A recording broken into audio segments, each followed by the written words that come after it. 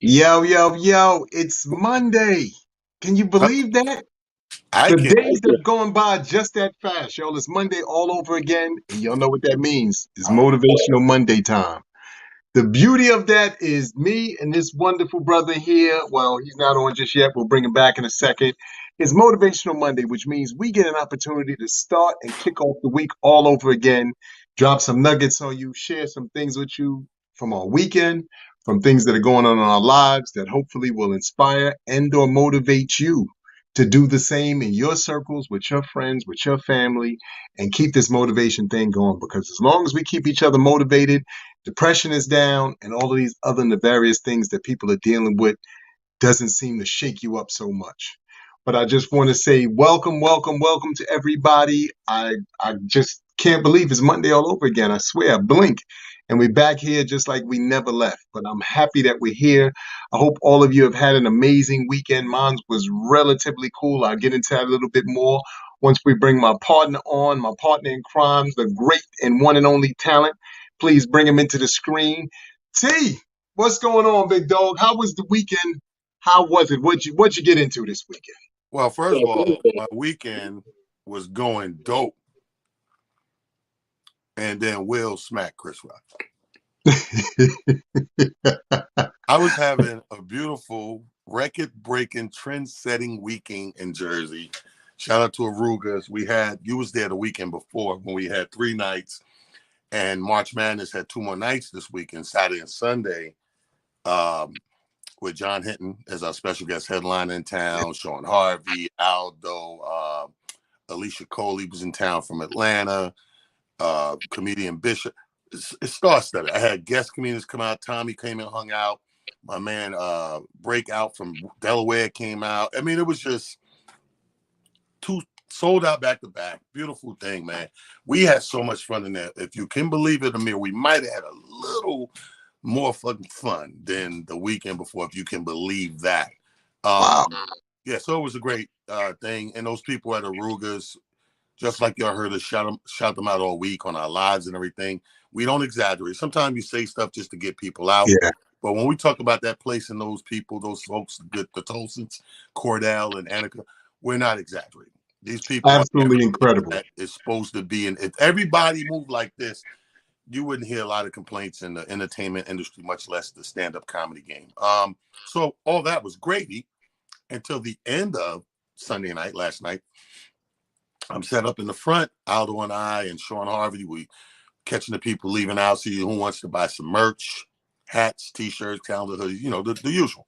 We're still working as they're leaving out, paying the tabs and whatever. And people were very generous and gracious and buying merch all weekend. So that was great. And then while I'm standing there, comedian Bishop comes over and goes, "You see this?" And he got his phone. And he's playing the clip of Will Smith walking up at the Oscars, walking up and smacking the shit out of Chris Rock. So me being a comedian and knowing both guys personally, I'm like, "Oh, that's a skit." He's like, "No, I don't think so, bro. Look again." And I'm like, "Yeah, this is a skit. Look at it. You're finding a little fake in there." Yeah. And I watched it 3-4 more times, and I'm like, it looked like it could be a skit. They did it good. It looked like it could be real. And then once I closed the merch up and had the chance to sit down and watch the full thing where the camera hit him in the audience and Jada and all that, I'm like, this shit really happened, bruh. It wasn't an hour after that before this was everywhere and viral last night. And I'm sipping, so I'm like, you know what? I'll revisit that shit overnight, in the morning, whatever. I got to entertain people. We're celebrating the good. We can't bring our high down. That's over there. We're over here. So fast forward, I'm starting to unpack all the bags of what it is. Welcome to Motivation Monday, people. And the only piece of motivation I got out of that I said, let's talk about it on the show, is what Will said that Denzel said to him.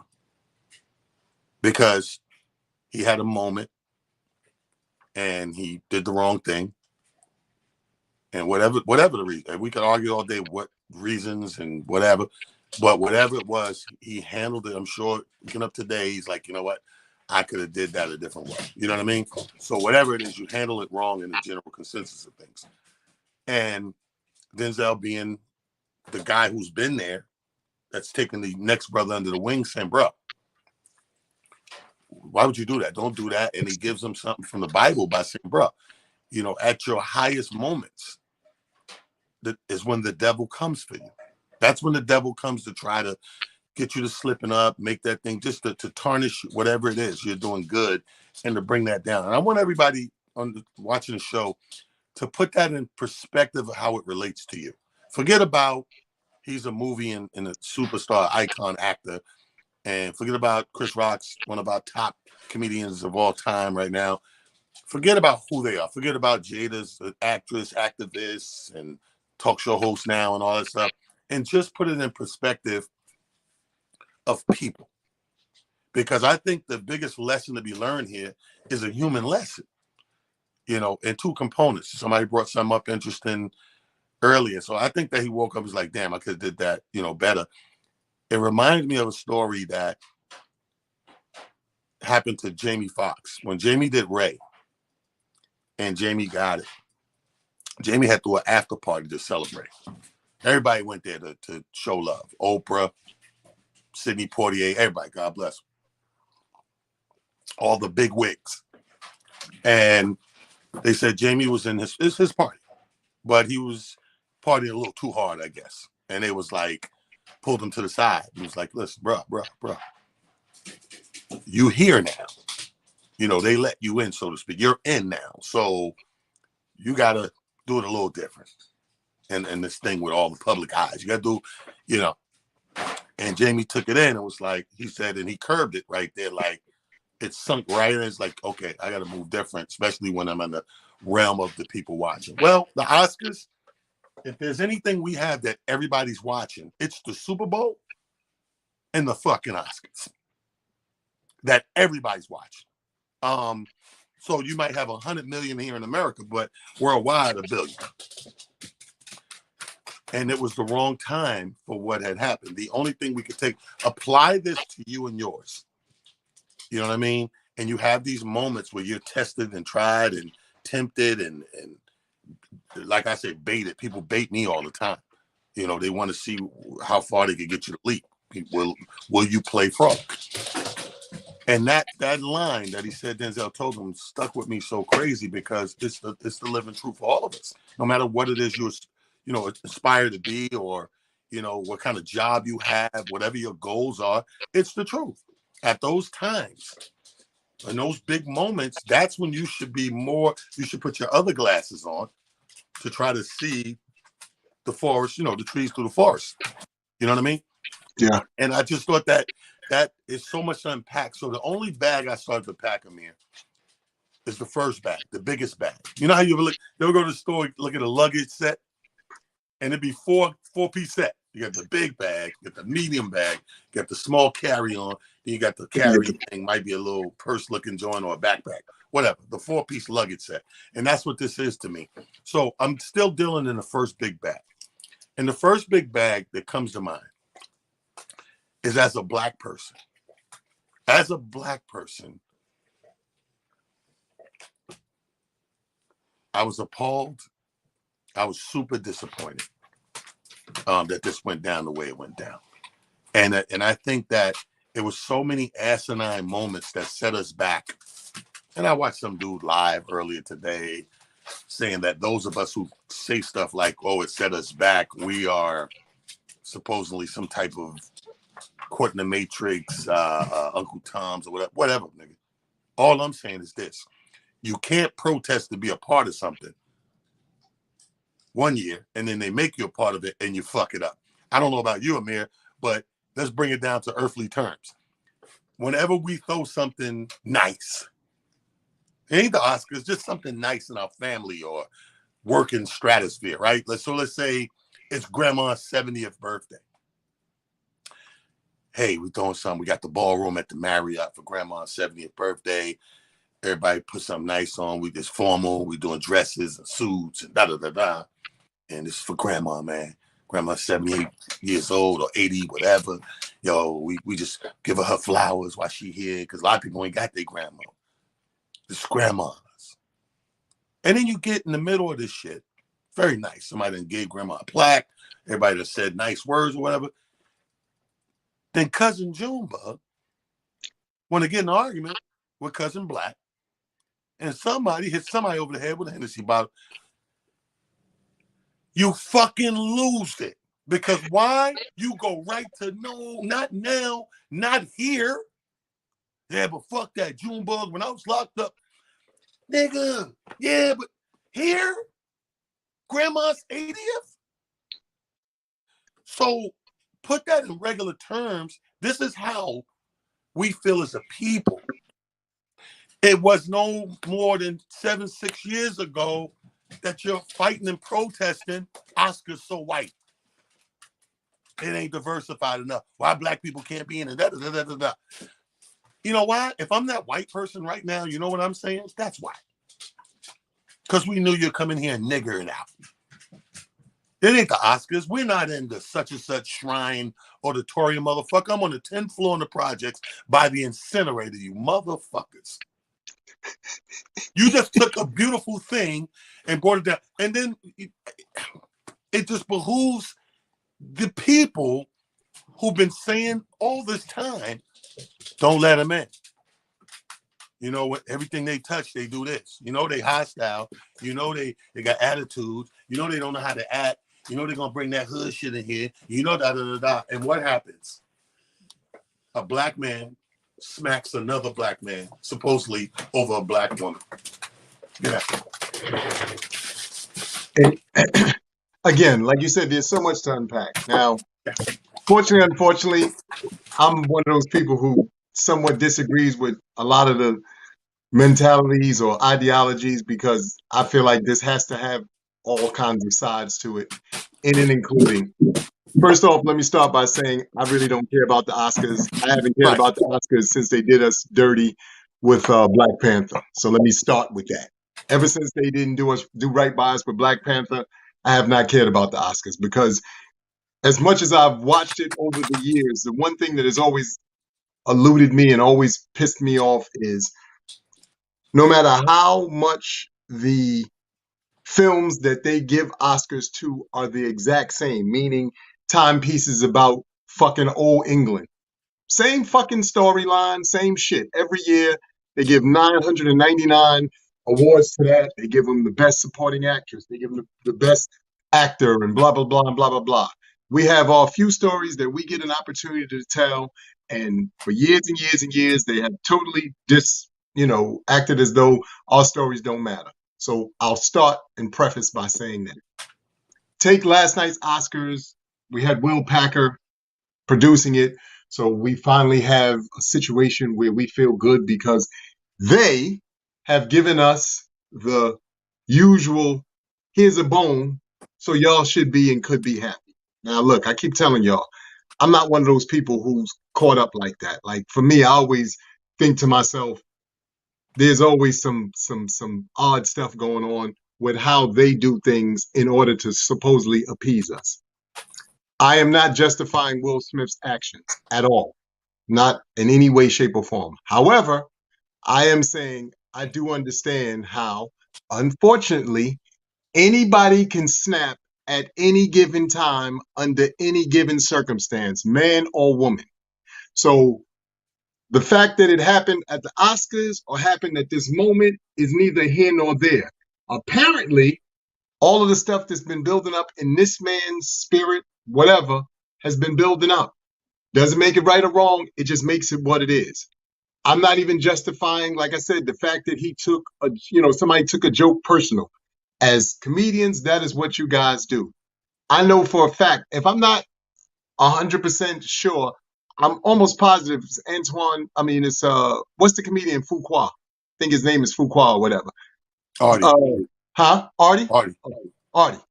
I'm almost 100%. This was years and years ago, talent. I was in the, what's the shit that was in Harlem that's on 125th, the theater thing? It used to be on Sunday nights. It was like a comedy joint. Uptown Comedy Club. Uptown Comedy Club. I was in there one night, sat in the front row. Artie lit my ass on fire. And I mean on fire. So much so that I think now, even when we see each other, we kind of smile about it like, yeah, I remember that, sir. That was whatever. But I'm saying all that to say that, yes, you should be able to take a joke. Yes, you should be able to not allow yourself to, be so enamored by, somebody's words. However, like I said, in this particular case, I just think that this was a situation where the man's whatever boiled over based off of his own, Should he have handled it differently? No question. I personally am not caught up on the how we act in front of people because this is what I know. The same people who we're saying all this, how we act, this, that, the third. Y'all know at these same parties, there's always the wonderful main actors and actresses that are the Caucasian persuasion who get super drunk at these parties, who you kind of hear the chatter about later, but nobody really says anything. So they do wild for the night stuff too, whether it's at the Oscars, at the party, whatever. They do wild stuff too. So I'm not owning and saying it did anything to us. We have moments where we just, based off our emotional understanding at that moment, we go for whatever it is we go for. After we get that all out the way, I will say this. I hope that these two gentlemen can have a real conversation at some point. We'll hash out whatever happened. And then I hope that Will Smith can come forward and say to the public, as he said to his brother Chris Rock, maybe in private, hey, bro, I handled that wrong. I was going through some other stuff. I apologize to you. I shouldn't have, struck you under any circumstance. Forget it was the Oscars, whatever. I just shouldn't have struck you under any circumstance. And they kind of work it out going forward from there. The Oscars itself, like I said, is an institution like so many. And talent, you know this because in the world of comedy, you remember how and when you guys ushered in a new breath of comedy. Even you and I talked about this last weekend when you told me it's feeling like the 90s all over again in terms of how the comedy game feels like it's gotten a new refreshing start. We have to take our moments when we can take our moments. It doesn't make a difference how we take them. We just got to take them. We have to stop being apologetic about when and how we do things because, like I said, we do what we do. The entire free world wants to be us. We don't want to be the entire free world. Let's just keep it 1,000. Whether you're talking about comedy, whether you're talking about music, whether you're talking about fashion, they want to do what we do. We don't want to do what they do. Now, again, like I said, I'm not justifying the man slapping him. I'm not any of that stuff. I think that was incredibly shocking and whatever. But I'm also not like, oh my God, because I know 999% of us have had those moments at some point in our lives. And it doesn't make a difference if it was on television, if it was at your job, if it was in college, if you was in high school, if you was in junior high school. Like you said, it was at grandma's 80th birthday party. We've had those moments. Shit happens. He's human. All we saw was a human moment where somebody's emotions got the better of him. To a point that you make about this being Motivational Monday, if it didn't teach us anything else, the one thing I think it should have taught us is we all have to learn how to manage our emotions.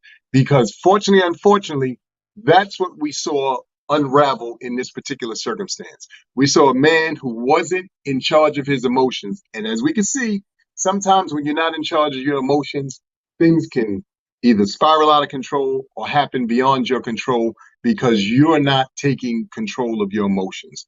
Your emotions are probably the toughest thing in the world to control at times, depending on what you're going through and how much stuff you're willing to take and But or not. that's why I'm gonna You push know? back on you with the whole shit happens thing. Because shit does happen. We know that. That's a fact. However, the pushback comes at this part. I get more satisfaction, I get more aspiration self when I go back and remember the times that I thought I should have smacked the shit out of somebody and I refrained. When I reflect on that time, the next day, the next week, the next month, maybe the next year, I pat myself on the back and I have a real good feeling that, T, man, you're resolved in that situation. Perfect example is what Sharonda told you about old girl the other night. That's a situation that, again, as I get older, my patience and tolerance for the bullshit is less and less. I got different old people problems. People get older. I'm back, my knee, I can't. And thank God, knock on wood, I don't have that kind of old people problem. I have old people problems of, and the first thing comes to mind is like my grandfather. Motherfucker ain't got time for the bullshit. As I remember as a kid, you go to granddad, your shit got to be, know what the fuck you want to say, know what you want to do, and keep it moving. You take too long, you're going to eat your ass alive, and you're going to forget what the fuck you approached them about, that little dollar you needed for whatever, and you're going to go sit your ass down and pout for a few hours. I take more pride, and hence the show, Motivate. Always think of the opportunities you have in your life that you have to help motivate yourself. Meaning, I sit back and reflect on people who may have approached me a certain way, people may have done something and I found out a certain way, or people have taken food or money off the table in my family for whatever, or people who hold grudges for whatever it is. You can easily handle that a certain way under the category in the column of shit happens. Bust a bottle over this motherfucker head and, hey, why you do that? Shit happens, nigga. Tell that nigga leave me alone. It could be anything. Or I could be the bigger person, like Chris Rock did. Let that moment pass, suck that shit up, so to speak. But at that time, I might be internally fuming. But the next day or week or month, whatever, when I reflect on it, I'm going to be motivated and, inspired by myself. I just inspired myself like, dude, I didn't know you had that in you to walk away from that. And I'm taking those joints and I'm reflecting, I'm adding them up, and I'm constantly patting myself on the back. And guess what? Each time I do it, I get a little bit stronger and gain a little bit of resolve for the next adventure, so to speak. Because if I don't have those couple of joints, that's the foundation. You're starting a resilience and a barrier and a foundation to deal with the bullshit that's going to come. Because like you said, life happens. You know what I mean? But after a certain amount of them, you build up a shell and a tolerance, if you will. And so now you're not so easily rattled. You're not so easily baited or knocked off kilter. You know what I mean? You're able to deal with these things in a timely and orderly fashion. Now, it don't matter. Let's not get lost in the source of the Oscars, because it has nothing to do with the Oscars per se. Matter of fact, the fact that he won make it worse to me. Because you adding salt to an open wound. The fact that he won made it worse because your acceptance speech is an apology speech. And bigger than that, today was supposed to start his victory lap. You're supposed to see Will Smith on every goddamn show this morning. Good Morning America, everything. Saying, hey, yeah, and it was a wonderful playing his role and blah, blah, blah. Just putting a stamp on his motherfucking legacy. Instead, what starts today? The investigation to take the goddamn award back. I got that. But, it's not about, hold on. I don't want you to get caught up in whether you could be a fan of bro, did I watch it? No. Because I'm not a fan of the Oscars. I'm a movie fan, though, but I'm not a fan of the Oscars per se. But I'm a fan of us getting ahead, creating icons in our own lifetime that our kids have something to look up to. I'm going to give you a perfect example I gave somebody today that they didn't even look at it this way. Everybody who's judging this thing from a real small standpoint, the hood version. Fuck that. He stuck up of his bitch and da. Whatever, hood niggas. Listen, here's the thing. We don't ask half the time for the accolades and the positions we're put in. We just work really hard and then we wake up and we're there. That's the is sometimes we wake up and we're fucking there, right? And now to whom much is given, much is expected. But here's the thing. You have to be on deck and on board know the severity of everything. And that sometimes that's your status. The one thing I love about our President Barack Obama and First Lady Michelle, and you don't have to agree with every policy the man was involved in or passed, but the one thing they was in tune and tap with is their implications on the black race. They knew that because there were a black couple in that White House, they had to uphold a certain thing by being the black president and the first lady, because everything would fall back on us as a people. These are our top echelon. Understand that. Our top actor, our top comedian, these are our top echelon. And even actress with Jada. These are top people. And they're on display. Fuck, where is that? I don't care if it was the Grammy, Oscars, fucking Woodstock. They're on display to the world. And in the world, you're proving them right that we can't go to a place like this and handle things a certain way. I'm not talking about you don't fucking check this nigga, or if you're offended or you got to deal with this motherfucker. You just don't deal with it like that. You don't walk up with it, building people up with a fucking tuxedo on, nevertheless. You got a cummerbund, nigga. Who smacks who with a fucking cummerbund? It's two words that don't go together. Smack and cummerbund. Only time you see a nigga do something stupid with a cummerbund was in the fucking movie The Wedding Crashers. Because they always got on the cummerbund. They're crashing weddings. You understand what I'm saying? So my point is, even though we don't ask for it sometimes, we're in a position sometimes where we represent a little more than us. And I like my kids. My kids think, when they were little anyway, they thought they could just leave the house and be them and do them. Oh, no, I dispelled that myth real quick. My kids had to know every time they fucked up and got reprimanded or a lashing or beating or whatever, or punishment or whatever, part of my spew is always going to be regurgitated time and time again is, when you leave this house, you're an extension of me and your mom. You represent us. You're a representation when you walk out there of your mom and dad and how they raise you. So if you get caught in the street on some bullshit, you make your household look like bullshit. Who raised you? You know how TK always say that shit? Who raised you? Your mother must be a fucking bitch or a slut. Your dad must be a drug dealer or a dropout or in jail or something. And they will come with this because we are extensions of who we represent.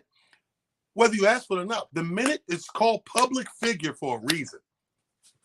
The minute you are a public figure, and you know this from your brother. And that's why in all of the NDA contracts, you can find a fucking moral clause. Because you're an extension of representing something or some form of fashion, an entity or an organization. Now, whether you want to believe that or not, then you're delusional. Do I think that the man it was a whole workup and some other mental shit going on? Absolutely. Absolutely.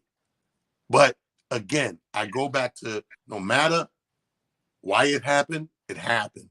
And because it happened, it reflects on all of us. To sum it all up, there's a constituency of people who for years, there's a reason why they had to boycott and, hey, include black people and all that. Because for a number of years, there's somebody, and I'm going to put it in the form, it could be a group, it could just be an innuendo, but I'm going to put it in the form of a person or two that's always said, black people do this, that, and this is why. So when we fight for our rights here, right, and say, hey, treat us equal, do me equal with this, criminal justice, all the shit we've been fighting for very hard lately, and the climate has started to change and all that shit. When we do shit like this in the face of the world, we actually make it okay to keep treating us the fucking way you do. Because you solidified, and whatever reason they gave you of why, this is why we don't have a black CEO. This is why we don't have a black president. This is why we don't do this, because of this, and the people do that.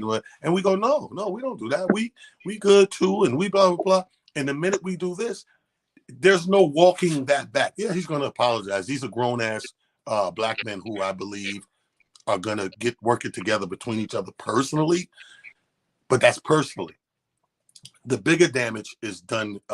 Like I said, I haven't begun to unpack the other three bags yet. I'm still on being that black guy in America trying to get ahead and trying to get people to understand when I tell them my people are this and this and this, and then we turn around and we do this. You know what I mean? In a public view and span of things. These are grown men. Let me explain to you. I'm 52 years old. One's older than me and one's my age. You know, one's exactly my age and one's a little older. This is not Fetty Wap and Future and fighting over Nicki Minaj. These are not people a decade or two behind us. This is grown motherfuckers that absolutely have resolve if they want to.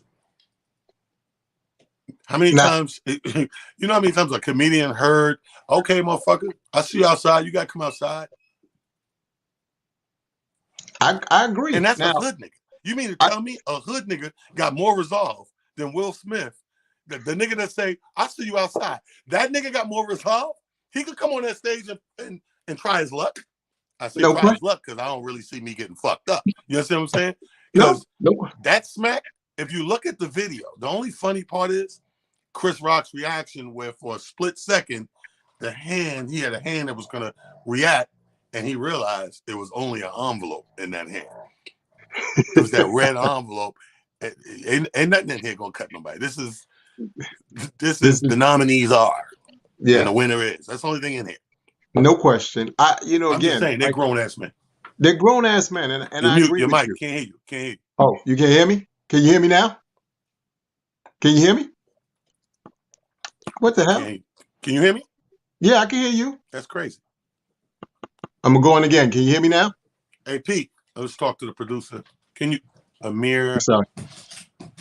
Talk now. Can you hear me? No, I still ain't got nothing. Amir, Prophet Pete, pop in. Let me know what you can hear or can't hear as the producer side. I hear both you guys. Can you hear me now? Because he ain't. Prophet Pete is in. I can hear both. Well, maybe hold on. Let me pop out and back in. Keep talking. Maybe it's. Can you hear me? Okay. Hey, again, I absolutely understand. I'm looking at all the comments down here at the bottom. Look, I'm 53, which means Will Smith and Chris Rock are probably somewhere in and around the same age as I am. Talent just pointed out something. When you get in your 50s, especially your early 50s, you get to be a little bit of a grumpy person. Your patience isn't as long as it could be and it should be. Again, all we saw was a man whose patience got the best of him. That's all we saw. I get all the resolve and I get all of the talk of there's the moments and we have to, be. Can you hear me? Can y'all hear me? Can you hear me, T? Mm-hmm. And we have to be mindful of moments and this and that and the third. I liken it to this. You brought up some very valid points about the First Lady and Barack Obama. Y'all know my background. If you don't know my pedigree, y'all can look in my thing. You see who my family was affiliated with. You see what my body of work is about. I bring that up because sometimes, again, and y'all know this from the teachings and what you saw that man go through. Every moment ain't a moment where we're going to be like, hey, kumbaya, and everything's cool. Sometimes we got to push back, even amongst ourselves. It is what it is.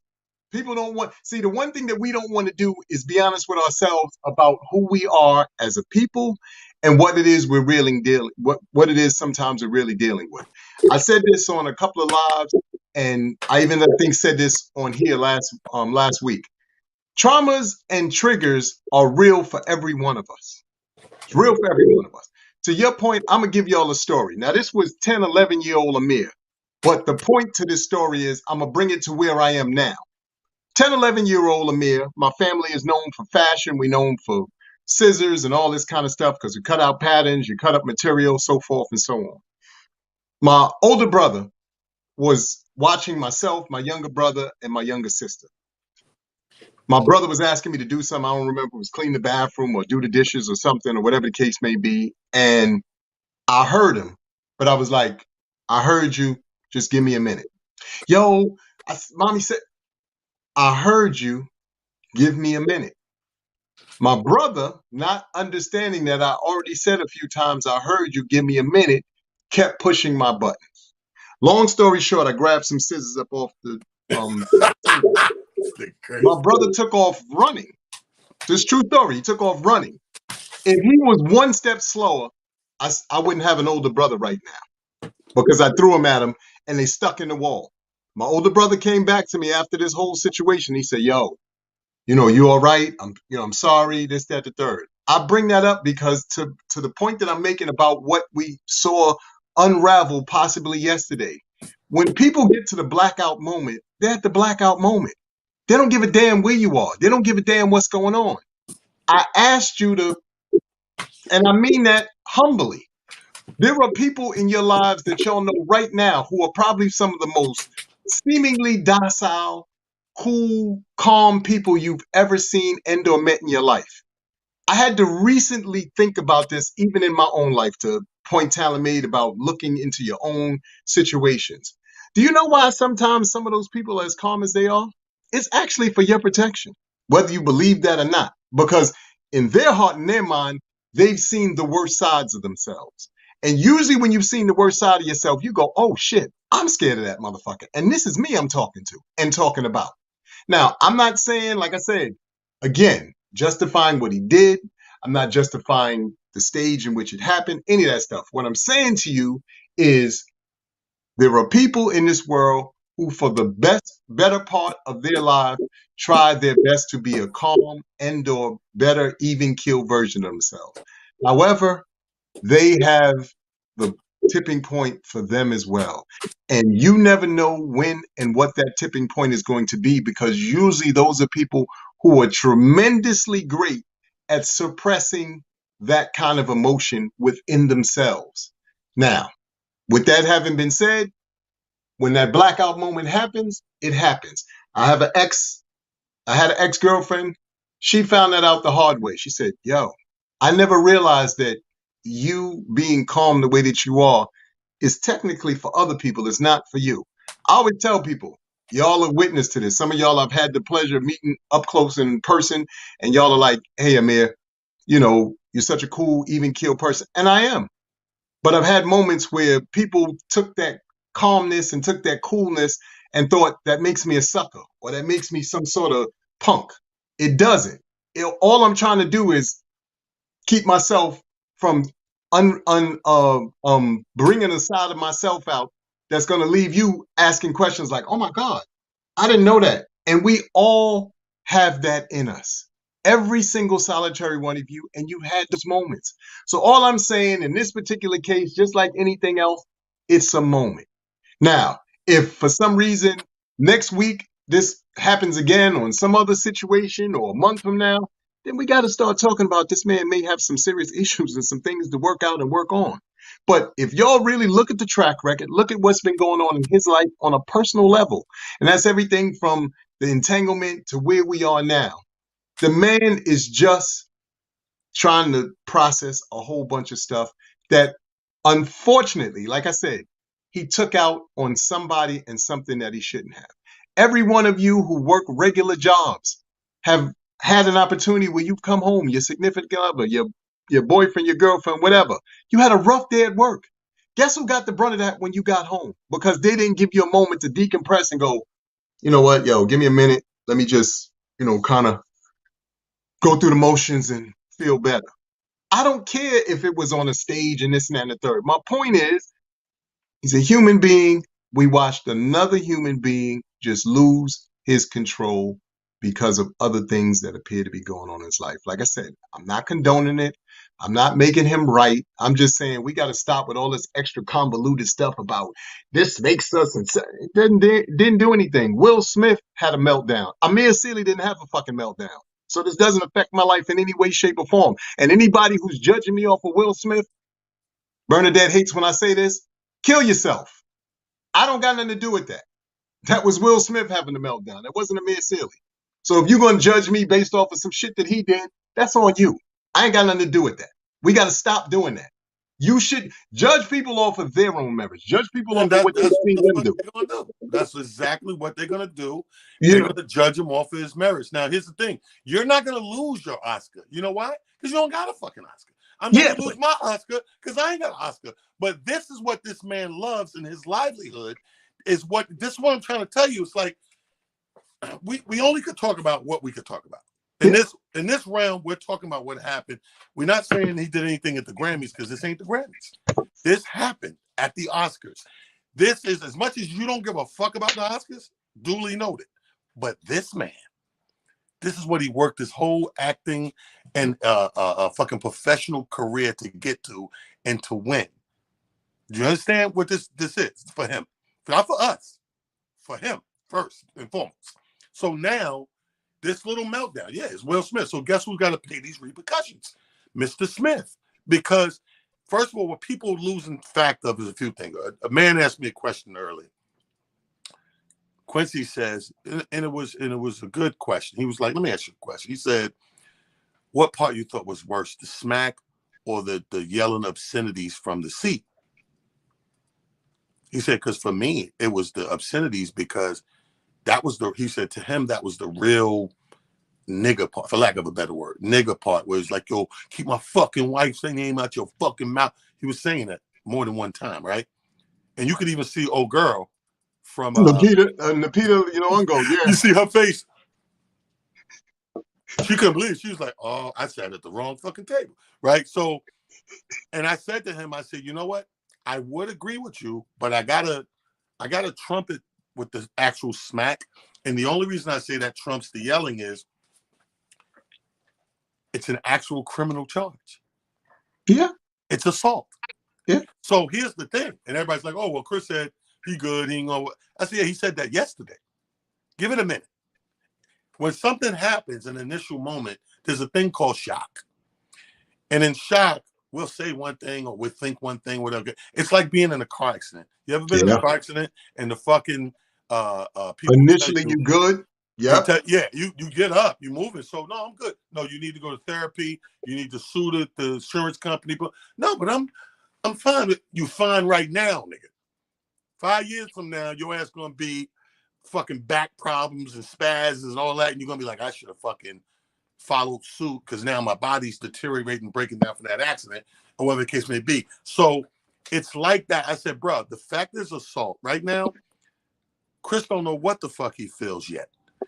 Fast forward 72, maybe a week, 5 days, when you done watch your shit play in the news cycle a million times.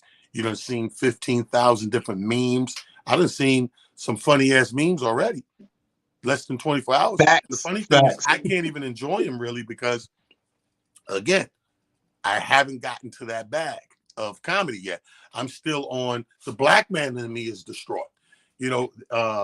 Because these are, even though they're friends, they're still icons and pillars of the community for us. And when something happens to us, we feel it. I mean, it don't even have to be a bad thing like assault or anything. No. Even when we lose, when we go through stuff. Me and you sat on here when we lost Cicely Tyson. Yeah, sure enough. And we were both emotional, right? and so to my point, this is a lady. Now, I haven't had a chance to meet. That's one person I can say I haven't had the honor of meeting and working with, right? However, she affects me as a black man.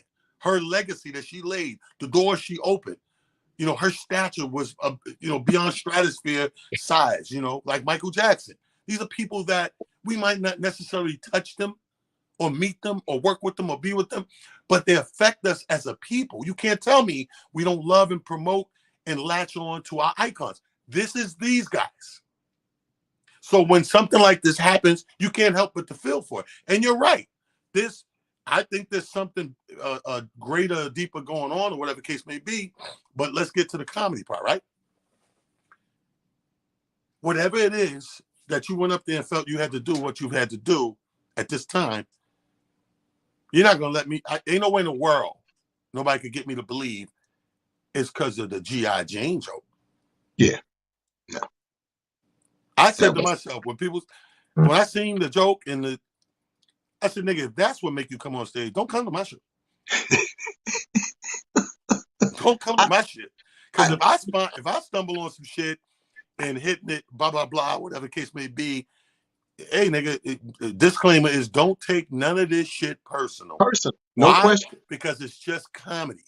My opening disclaimer line was, like, for example, if I say you ugly and you feel that you are ugly, I'm just saying it, but you feel you are. I said, bitch, don't get mad at me. It's just a coincidence. I don't know you like that. I'm just fucking around. You know what I mean? I opened up my show.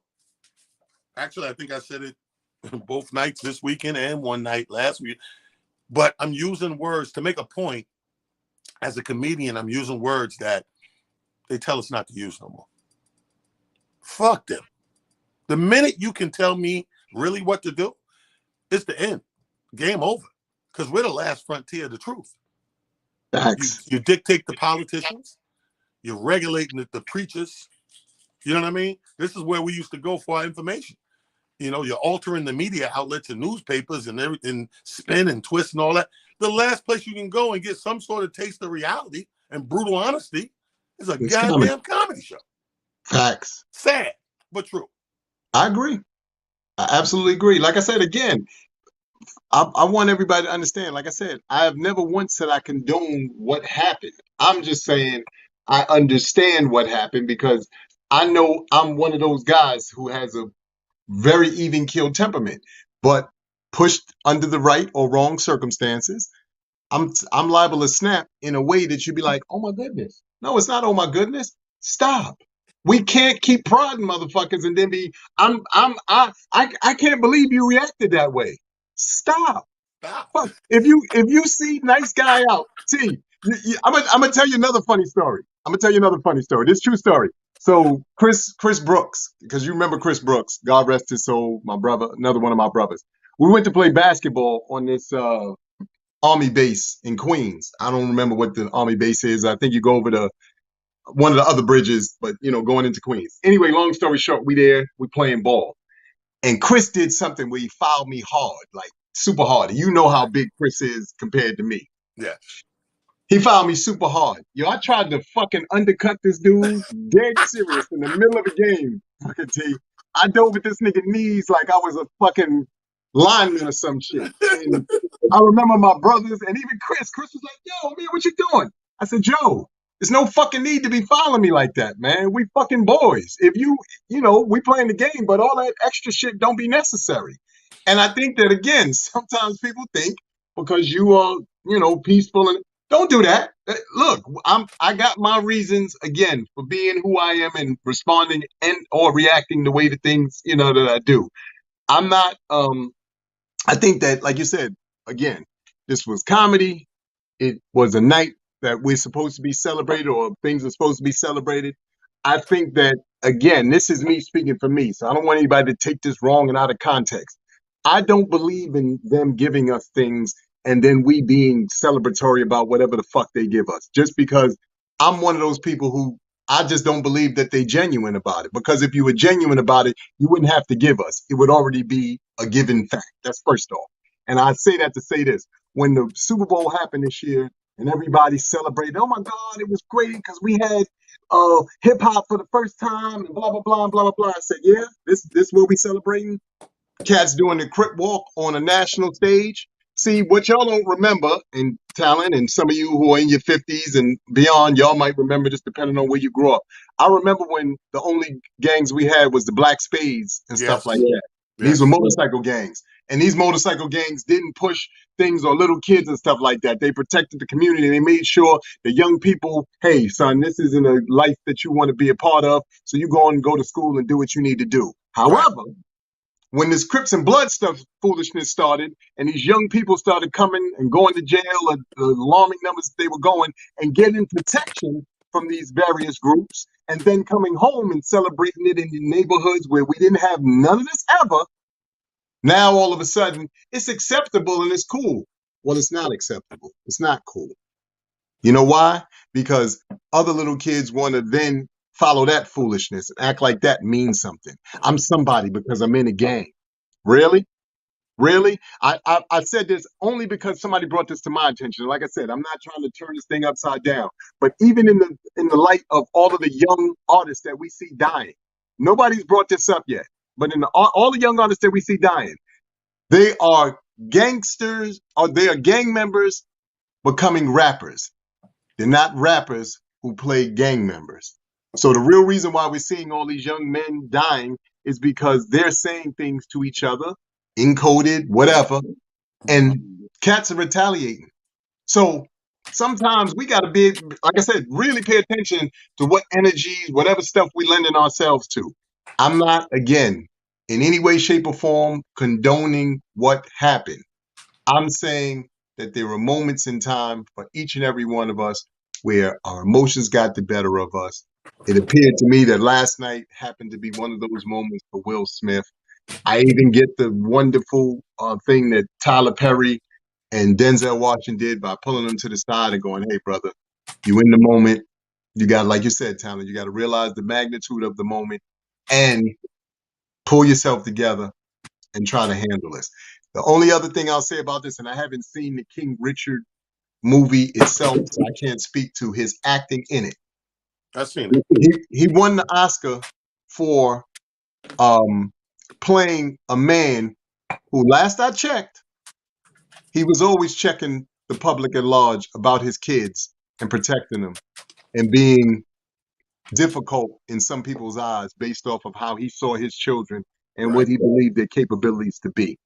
Sometimes, y'all, we just got to do what we got to do, moment aside, because the reality of it all is if you don't take the moment to stand up for yourself, to believe in yourself, to act on what you feel from a moral standpoint in that moment, then nobody else will. That's real. Let's Now, see. y'all Now, can first like of all, it or hate everything you it. said tells me the truth of I could tell you smacked the shit out of somebody before. First of all, your venom. You clearly done put your hands on somebody you shouldn't have before. You started some shit before. So, but all jokes aside, here's some funny shit. Now I'm gonna tell you, this is why it's sad to me. Like, and again, I'm like you. I'm not a big Oscar fan or whatever, but I'm just looking at it through the eyes of this is what this young man is aspiring to do. This is a biggest night of his life because the realm he's working in. I seen the movie. It's not an Oscar winning movie. No knock on his performance. No, for real. No knock on his performance. I'm not saying because I think Will's great at most of his roles. I probably out of all the roles he did, I probably could only pick about 5 or 6 that wasn't nothing. You know what I mean? Or you didn't pull that off or whatever. But he's a over 85 percentile guy, so he's great. Now, what happens in the Academy? Anybody that follows movies, that watch movies and awards and all that, the one thing you do understand is this. Even when you're great and you've been doing this for a certain amount of time, you got a certain amount of body of work, projects you've been working on, you may not have won a legitimate, they snubbed you this year or they snubbed you that year. So what happens with time is the Academy, out of respect for you and your body of work, will pick a time to give you an award. Not necessarily because that role really was that, but because we know we owe you and you're part of our thing. And we want you to know that and feel that. This was that year for him. If anybody's seen the movie. Same thing they did with Denzel with Training Day. So much in his body of work you could have put that man and gave him an award for, and you kept skipping over or snubbing, or he didn't win, and this and that and the third. That by the time it got to Training Day, it was like, you know what? He's one of us. His body of work is crazy. We got to do that. You know what I mean? And that's when he got his, because he had the supporting thing from Glory and all that shit, but he got his due. That's when you get Best Actor, that's your due in that realm of game they play. Now, what does that say? Now, I told somebody was like, oh, well, he'll work. And some people, oh, you're going to black boy, he's not going to work. Let me explain something to you. He has enough power and stake and money in the game that he can work as long as he wants to work because the TV and movie game changed. With all these streaming services and the way you can put things out, he don't have to put another movie in the theater if you don't want to and still make millions. He could do movies, he could produce them himself and premiere them every send him 3, straight 4 to months what? on Netflix or Hulu, and you're still getting the same budget. You're still making 20 million a movie or whatever million a movie. So that's not the case of what we're talking about here. What my argument that would, and people keep in mind, because I know time is ticking, about 5 minutes we're done, but we're going to carry this over on IG Live because I'm going to try to unpack another suitcase. This is just the one suitcase of representing the race. And like to go back to my point, excuse me, of like Obama. The Obamas, Michelle included, they knew what was at stake as a people at large, in this country especially, you know, and they knew we were fighting all of these racial demons, from the justice system to police brutality, you know what I mean, to pure corporate, you know, equalism, to real estate, to all of this unequal shit, systematic, you know, racism, that they knew that if they got in there and got caught doing anything niggerdom, any type of niggerdom, it was going to trickle. This trickle down effect that we pay for everyday man and woman in the streets. They knew that. So the one thing they made sure of, and which is hard to do, Amir, because they didn't do one term, they did two, is they didn't catch you slipping. They didn't catch the people, catch them slipping in the niggerdom. You know what I mean? You might not agree with the policy. I know brothers in the barbershop, man, fuck Obama, man. He passed that bill for the gay niggas, you know. And they go, hey, man, fuck him, man. The gas is $2.40 a gallon, you know, all that dumb shit. You can pick apart any president term and policies you like and policies you didn't like. That's neither here nor there. When we come into a place, it's sort of like when I go through these high-profile things where the billionaires are in the room. And half the time, I'm either the only nigga or the other niggas are only there because they were pro athletes, superstar athletes or actors or they got some sort of shit, the reason why they're there. Meanwhile, I'm just a funny nigga, happen to be here. But one thing I do know is when I walk in that room, the way they're looking at me is how they seeing you, even though they don't see you yet. Because they're going to lump it all together. Like, whatever I do, oh, see, niggas. You know what I mean? So when you're in these places, not places, but when you're in these positions of power and prominence, you got to know that. It ain't no different than a supervisor at a job. Take race out of it. Let's not even look at color. Let's look at position only. You're a supervisor. Once they tell you supervisor over there, man, you know you can't do certain things no more, and you got to do other things you didn't do before because it comes with the job.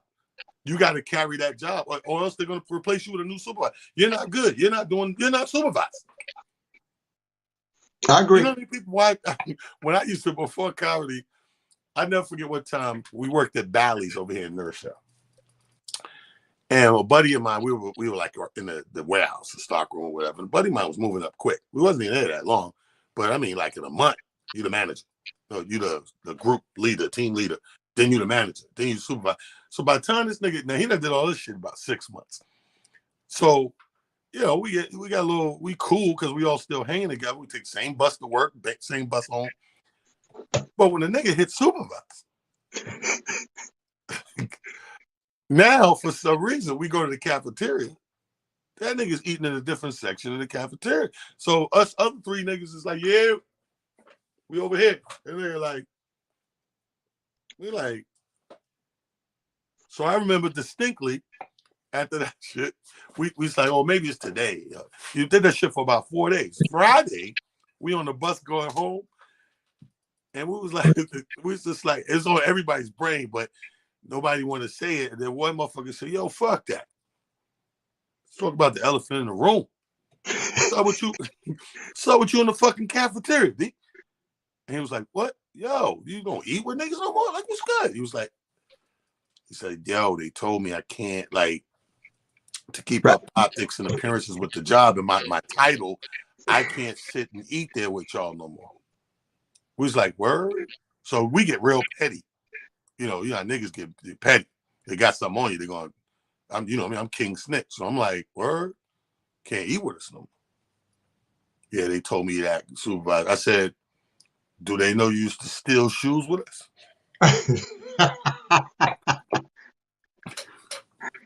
That motherfucker sat back on the bus like, I know. You heard me, motherfucker.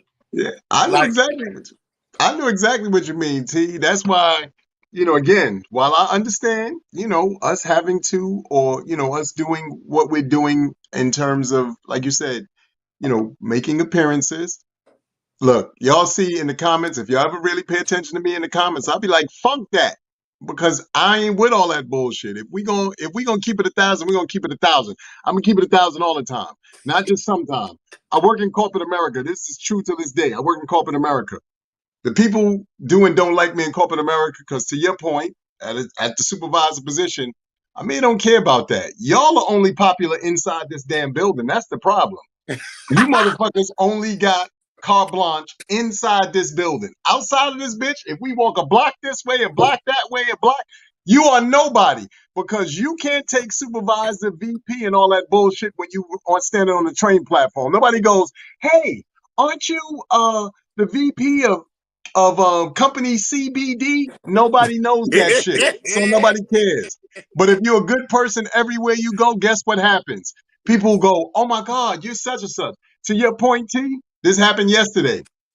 I didn't talk about my weekend, but I had the blessings of Friday night. I did my cousin and them did another comedy show at Dugout. Right. So I went. I was, part of the festivities.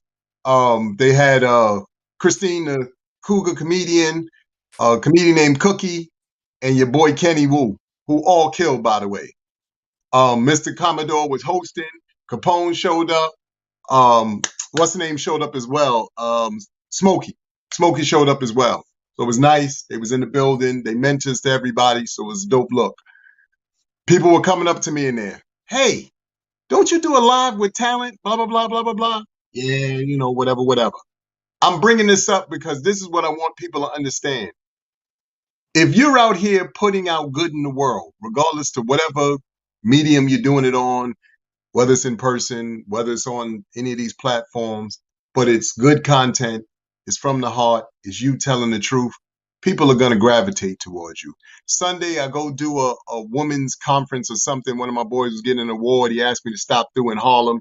Same thing happened. I actually bumped into Tiance, aka Tanya Smith. I think that's her real name. Yeah. She happened to be at this event. Then there were two young ladies who do their own podcast. I think it's called Me and My Cousin's Podcast.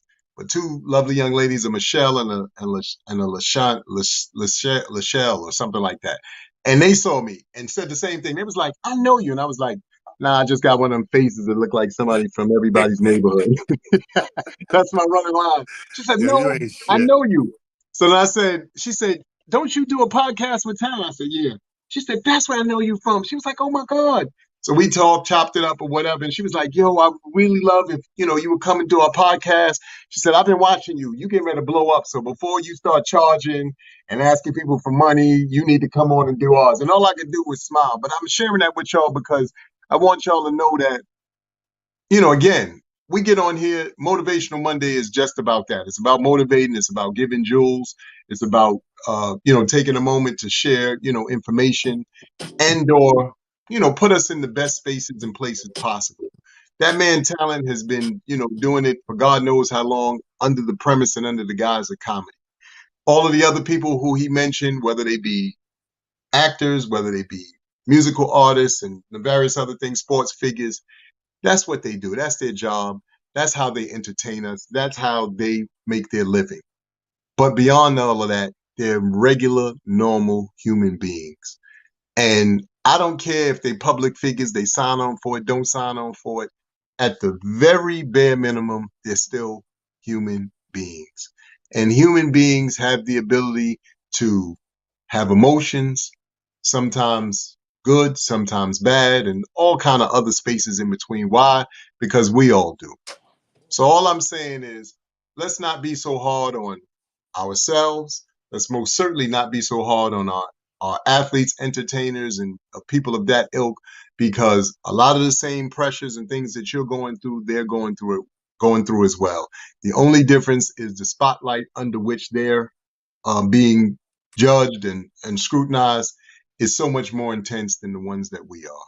So I just share that with y'all. I hope that y'all take that. I hope that y'all really, receive that. Like I said, we're here Mondays, every Monday. We love y'all. Let's do what we do. Yes, sir. And on that note, in closing, and the nominees for the best slap are Rick James, Ike Turner, Joe Jackson, and Will Smith. And the, and the winner is